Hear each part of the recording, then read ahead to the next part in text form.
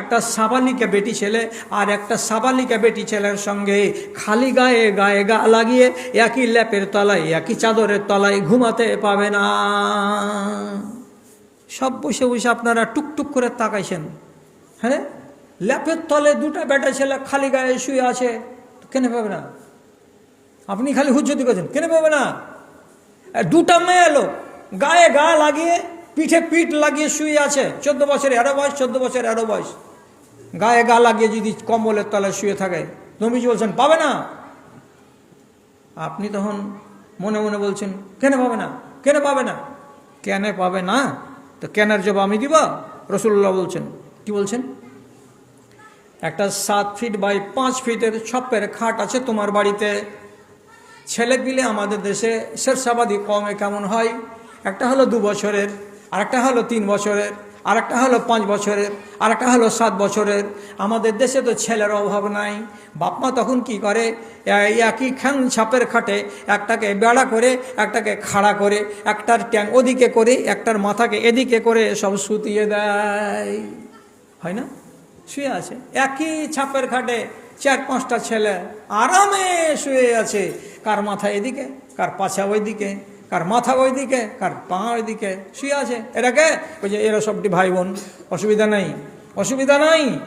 তারপরে নবীজি কি বলছেন, ওয়াইজা বালাগা, এই 4-5টা আপন ভাই বোহিনের ভেতরে যদি কোনো একটার বয়স 10 বছর হয়ে যায়, অর্থাৎ বেটিটার বয়স যদি 10 হয়ে যায়, কিংবা একটা বেটা আছে তার বয়স যদি 10 বছর হয়ে যায়, তো 4-5টা ভাই বোন একই ছাপের খাটায় যে শুয়ে থাকতো, তো তাদের ভেতর থেকে নবীজি বলছেন যে 10 বছর বয়সের হয়েছে তাকে বিছানা থেকে আলাদা করে অন্য বিছানায় ঘুমাবার ব্যবস্থা দাও।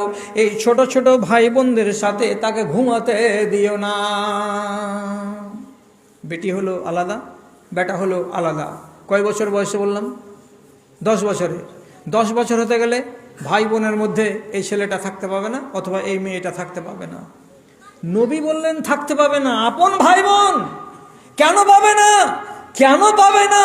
তার একটি মাত্র কারণ হলো এই মানুষের চামড়াতে, মানুষের গায়ে রব্বুল আলামিন এমন একটা অনুভূতি দিয়েছেন, চামড়াতে যদি চামড়া লাগে মানুষের মনের ভেতরে উত্তেজনা তৈরি হয়, যেটাকে দেশওয়ালি বাংলাতে সুরসুরি বলা হয়। মানুষের গায়ে মানুষের গা যদি লাগে তাহলে মনের ভেতরে 10 রকমের খেয়াল তৈরি হবে। আর 10 রকমের খেয়াল যদি তৈরি হয় তো রাতের ভিতরে কোনো এক টাইমে অঘটন ঘটে যেতে পারে।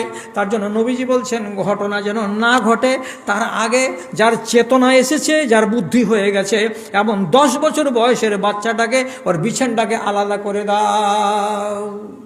10 বছরেরটাকে আলাদা করে দিতে নবীজি বলছেন এক হাদিস। আর এক হাদিসে কি বলা হলো, বড় বড় মেয়ে, বড় বড় ছেলে 15 বছর 16 বছর বয়সের এক জায়গাতে গায়ে গা লাগিয়ে ঘুমাতে পাবে না। কেন পাবে না? একই কারণ, চামড়াতে চামড়া লাগতে গেলে মনের ভেতরে 10টা প্রশ্ন জাগবে, মানুষের ভেতরে চেতনা জেগে যাবে।